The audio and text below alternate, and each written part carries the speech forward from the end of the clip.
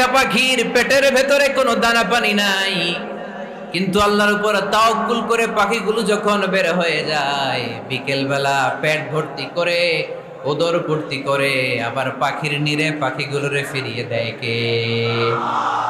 পাখিগুলো কি আমাদের মতো খাবার জমা করে রাখতে পারে? আমরা তো 7 দিনের বাজার একবারে করে ফ্রিজে রাখি। পাখিদের ফ্রিজ আছে না? আছে। আমাদের অতিরিক্ত টাকা হলে আমরা ব্যাংকে ব্যালেন্স করে রাখতে পারি, অ্যাকাউন্ট করে রাখতে পারি। পাখিরাও তো অ্যাকাউন্ট করে রাখে না? না, প্রতিদিন না খেয়ে বের হয়। কালকে ওই পাখিটা কি খাবে, কোন জায়গা থেকে তার রিজিকের ব্যবস্থা হবে আল্লাহ ছাড়া কেউ জানে। এটার নাম তাওয়াক্কুল। এটার নাম কি? আমাদের সাধ্যের, আমাদের ক্যাপাসিটি, আমাদের ক্যাপাবিলিটির সবটুকু করে আমরা তাওয়াক্কুল করি একজনের উপর। চিল্লায় বলেন তিনি কে?